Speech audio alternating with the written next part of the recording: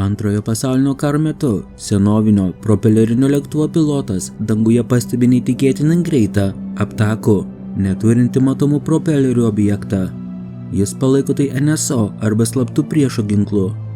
Tas modernus naikintuvas, kurį laikas skrenda šalia, atlieka keletą manevrų ir dingsta debesyse. Pilotas apie tai praneša, bet tai ir lieka neištirta. Praėjus dešimtmečiams, kitas pilotas, skrendantis tuo pačiu maršrutu, jau valdo moderniausią viršgarsinį naikintuvą. Skrydžio metu, dėl keistų atmosferos sąlygų ir magnetinių audrų, jisai staiga pamato seną, vintažinį lėktuvą. Jis nusileidžia žemiau, kad apžiūrėtų senieną.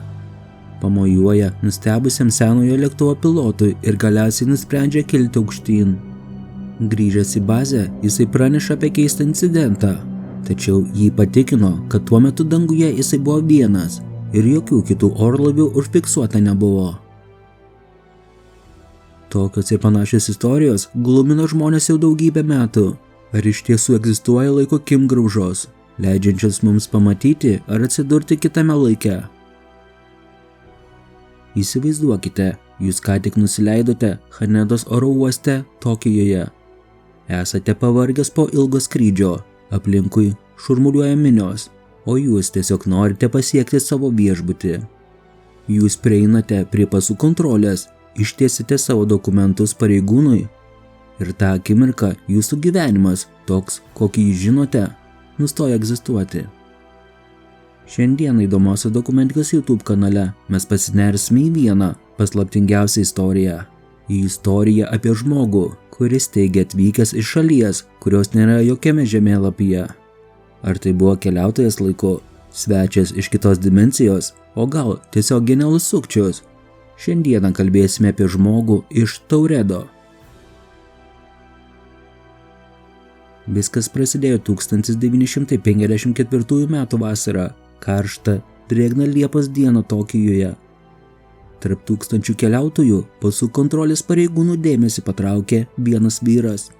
Jis atrodė visiškai prastai, vidutinio amžiaus, vilkintis elegantiško kostiumą, kalbantis prancūziškai, bet taip pat neblogai mokantis ir japonų kalbą.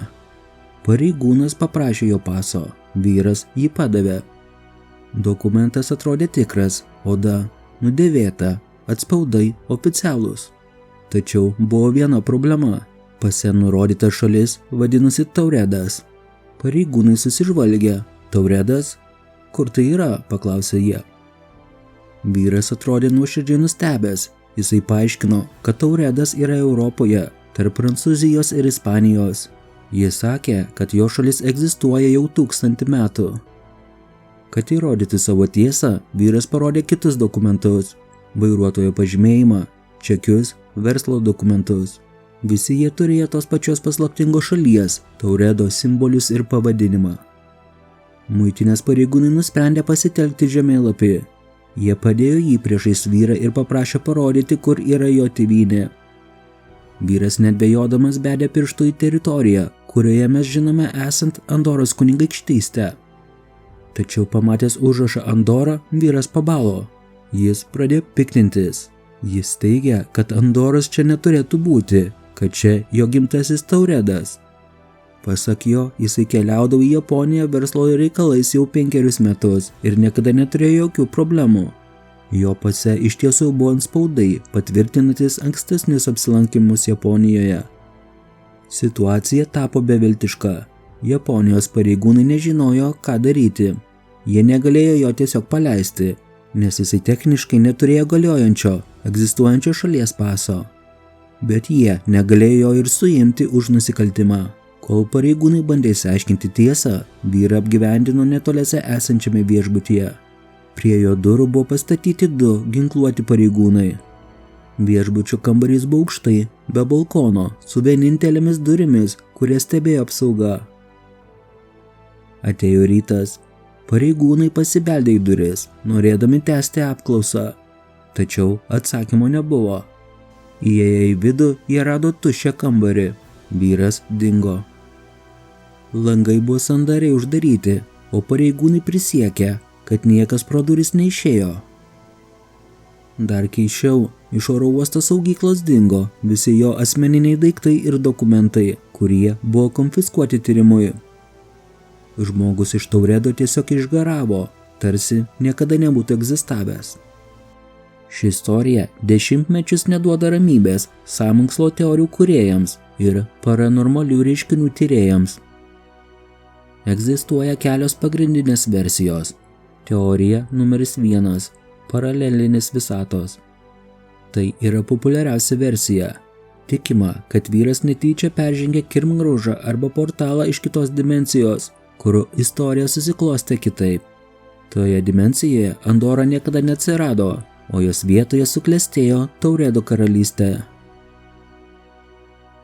Teorija numeris 2 – kelionė laiku. Galbūt Tauredas yra tolima ateities valstybė arba valstybė iš alternatyvios laiko juostos. Teorija numeris 3 – racionalus paaiškinimas. Ar gali būti, kad tai yra tiesiog išpūstas gandas? Istorikai bandė rasti oficialius 1954 metų įrašus, tačiau jų nėra. Tačiau yra viena reali istorija apie vyrą vardu Jonas Zegrus, kuris 1960 metais buvo suimtas Tokijuje su suklastotu pasu iš išgalvotos šalies Tuaret. Tikėtina, kad bėgant metams ši istorija apaugo mistika ir pavirto legenda apie žmogų iš kitos dimensijos. Kodėl praėjus 70 metų mes vis dar apie tai kalbam? Todėl, kad ši istorija paliečia mūsų pamatinę baimę ir smalsumą.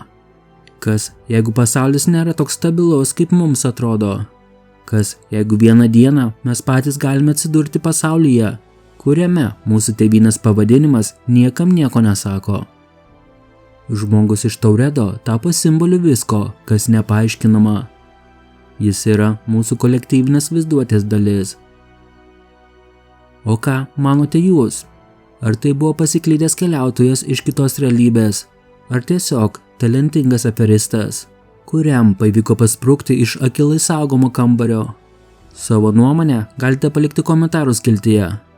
Jeigu jums patiko ši istorija, nepamirškite užsiprenumeruoti mūsų įdomiausių dokumentikos YouTube kanalo. Čia mes ieškome tiesos ten, kur kiti mato tik tamsą. Iki kito karto. Patinka įdomioji dokumentika ir norite daugiau kokybiško turinio, ne tik apie mūsų supantį pasaulį, bet ir apie Lietuvos istoriją? Prisidėkite prie turinio kokybės gerinimo, mus paremdami per Contribui platformą. Nuorodas rasite po kiekvieno video aprašymo. Taipogi galite prisidėti per YouTube ačiū funkciją, pasirinkdami paramos sumą. Jūsų palaikymas leistų mums tobulėti ir vystyti įvairiausių video projektus, tokius kaip Lietuvos miestų istorija. Pažinkime mūsų supantį pasaulį kartu su įdomiaja dokumentika.